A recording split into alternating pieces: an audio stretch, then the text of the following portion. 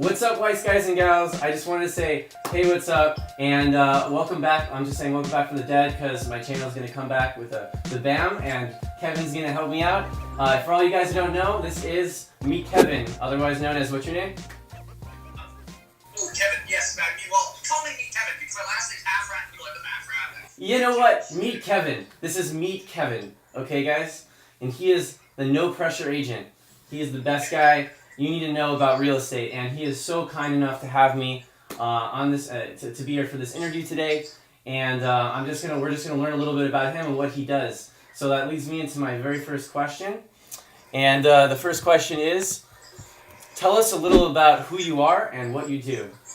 Yes, I'm a real estate broker. Got my license, like 10 years ago now, and I got my brokers as soon as I could after that. I try to help people make money, and I really got inspired to start making videos because I watch people talking about real estate on YouTube, and then also connected that with, wait a minute, this is what I do daily, is I help people get into a house with 0% down, 3.5% down, 10, 20% of whatever, get on the ride of real estate, grow wealth, get to rental property. Seeing that was inspiring, so I thought I could share this message on YouTube. For sure. And when did you decide you wanted to be an agent, like all the way back when? I think as soon as I decided I wanted to be an agent, I became an agent. It wasn't something I'd really been planning. I had never even thought I would be a real estate agent when I was in high school. It's just sort of like, hey, you want to be an agent? Sure. So the agent life chose you. I feel like that. Yeah, I do. Yeah, you're like a Jedi. It was like a chosen thing. That's awesome. Whatever you throw at me, give me something. We'll go make it happen. Let's do it. All right. Okay, so why would you say why is real estate the place to be right now, especially if you're young? Oh, wow. Okay, yeah.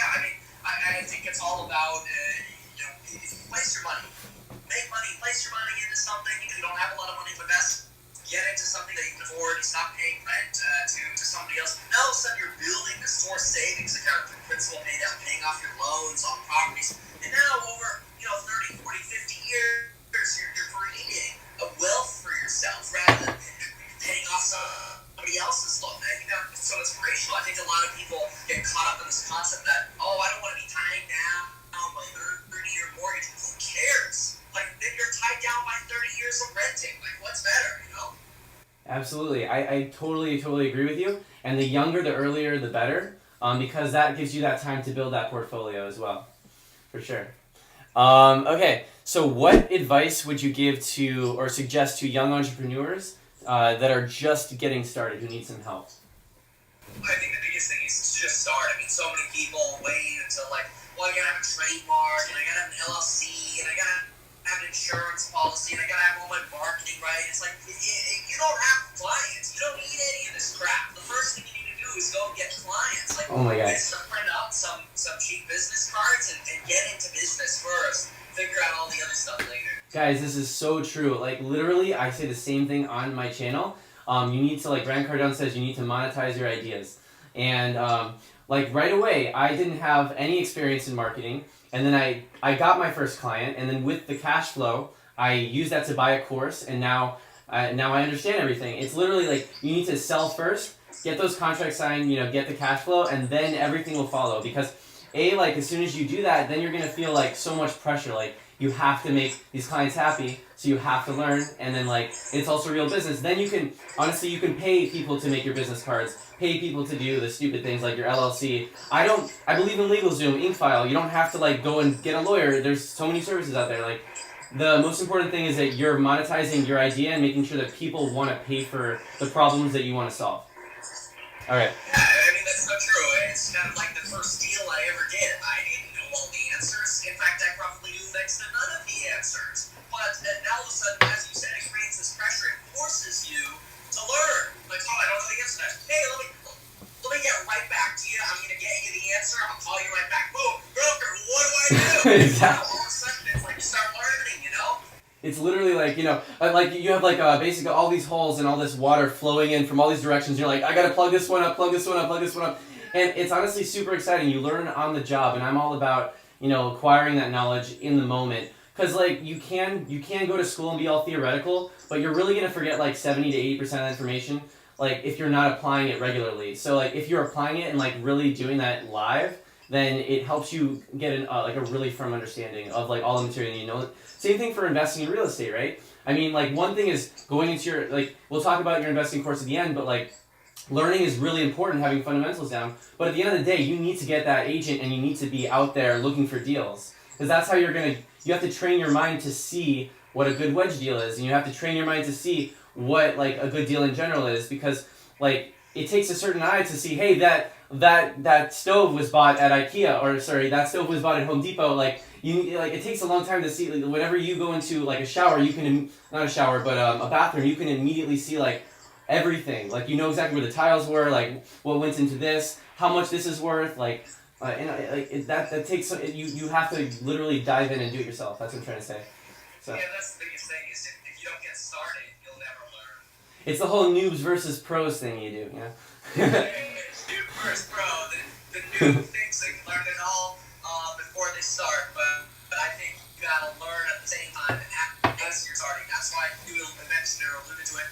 In coursework, to me, I think courses should be interactive with the person teaching, and that's why for my investing course, my main course, I do live streams with the people. It's like, hey, show me what are you doing right now, so I can comment on exactly what it is you're doing and tell you where you're wrong, exactly. what you're messing up on, and just guide you while you're actually doing it. And then maybe it's like, oh, I didn't think about it that way, you know?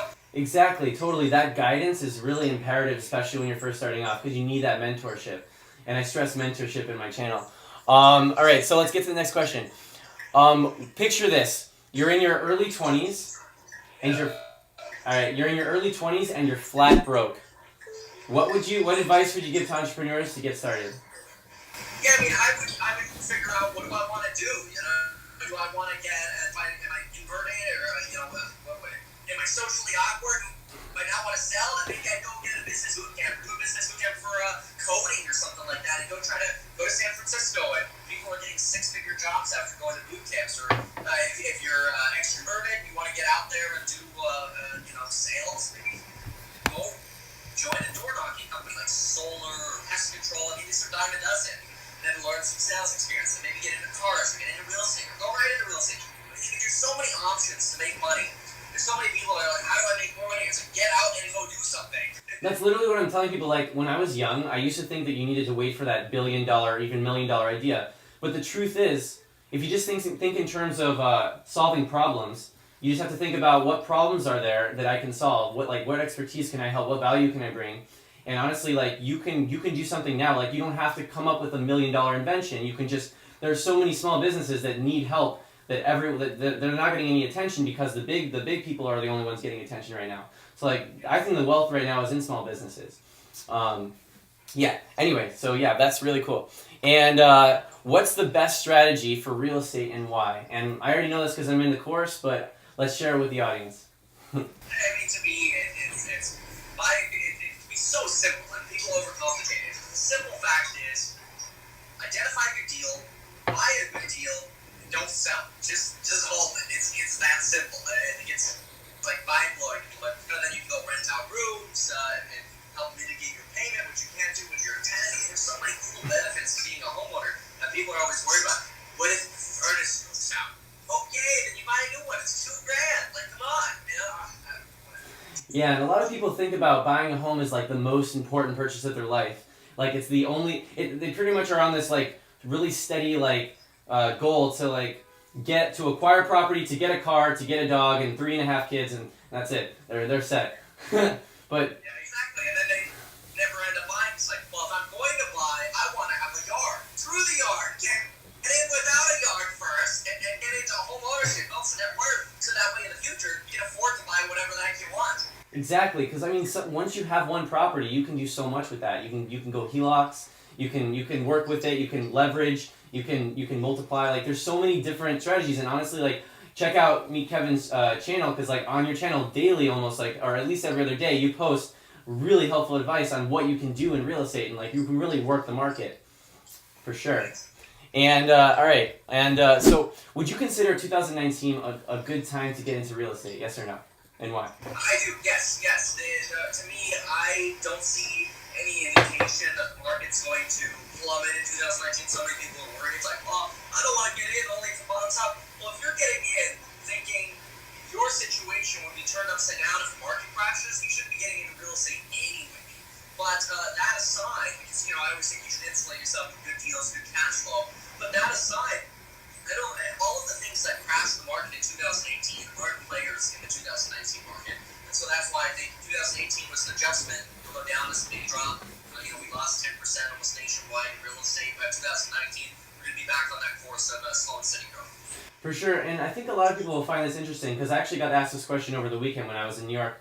Do you believe that the recession or any kind of, did it already happen or anything along those lines? Did the dip already happen, in your opinion? Yeah, I do think that, yeah. I think people are going to be shocked and looking back. And I did end up wrong, which is fine. I'll admit that I was wrong. But right now, my opinion is, which I always think you make decisions based on the best available knowledge you have. And I think there's a greater likelihood of the market going steady up, us looking back and going, damn, 2018 prices fell. That was a good time to buy. People are capitalizing on buying deals right now. I'm buying a deal right now. I think you're going to pick up on the end of 2019 equity that was left on the table, and people are going to look, and by 2020 is going to roll around, we're going to be like, dang it, I should have bought stocks in 2018 in December, For sure high, but at the same time, they've never been this low historically.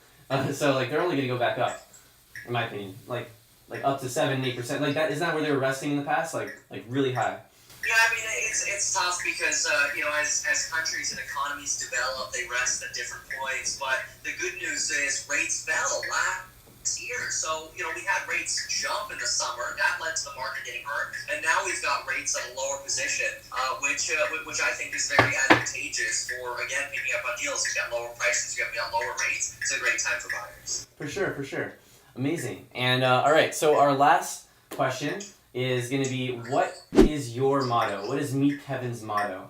Oh, yeah. Well, provide more is my trademark slogan. So provide more service to your customers. And, wow, nice price your sales go up. Get a self-driving car so that it drives itself. And you can do FaceTime interviews. And be a no-pressure agent. Nobody wants to pressure you with a sale. I totally agree with that, especially when you're in negotiations with people. You want everyone to be 100% comfortable, and no one should feel devalued when you're negotiating. If you have to negotiate down, provide less services, but don't try to bring the price down, in my opinion. There you go. Yeah, and let's end it with just talk about the course. I'm actually just to say I'm in this course too. I'm in this real estate investing course, and it has taught me, honestly, you and Graham Stephan, you guys are the two people who have changed my life more than anyone else on YouTube, because I went in full-fledged to start my digital marketing agency in real estate because of you guys, and because of you guys I want to become an agent in the future. So just talk about what you do in your course. What is your goal, and what do you teach, and go for it. Yeah, the investing course is going to be probably one of the most detailed, in my opinion, and advanced and most bang for your buck courses out there, mostly because, at a price of under $300, under even $275, it's a bargain for the wealth of information you're going to get. If we don't, not even counting the live streams, there's over 40 hours of content planned. That's a lot, top to bottom real estate, wholesaling, rent hacking, everything you can imagine, and all of the tips and tricks that are actually going to save you money, which those are probably the most valuable things that I've learned over the last 10 years. And then that's not even including the fact that we add probably 2 hours worth of live stream content every single week, answering people's questions, analyzing their deals, helping people out personally. For sure, and just giving a personal example, I was looking for something on Zillow, and then I found a deal, I posted it in the Discord, and lo and behold, the next live stream, Kevin reviewed the entire deal and gave his 2 cents and opinion on it, and ultimately impacted my decision on the deal. And this is a very powerful thing, especially when you're first starting, because you really need to have that expert's advice. And I really think that this course is going to blow up, and I think that you're really, I believe you're underpricing it, because I would have paid way more to be in it. Honestly, to be close to you. Thanks for that. I appreciate that. For sure. And you're running out of time here, so I don't want to keep you on. So I'll call it quits, and thank you guys so much for listening, and have an amazing week, and I'll see you next week. Stay tuned.